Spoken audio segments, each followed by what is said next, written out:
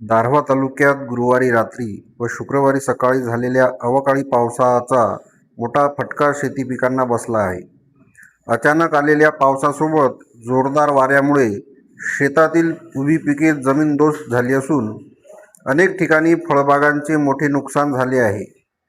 विशेषतः पपई व संत्रा बागांमध्ये झाडे मोडून पडली असून मोठ्या प्रमाणात फळे गळून पडल्याचे शेतकऱ्यांचे मोठे आर्थिक नुकसान झाले आहे.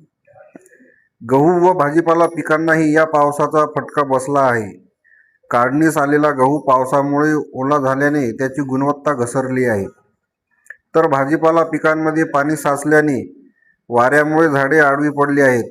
त्यामुळे उत्पादनात मोठी घट होण्याची शक्यता असून शेतकऱ्यांच्या हातातोंडाशी आलेला घास हिरावला गेला आहे.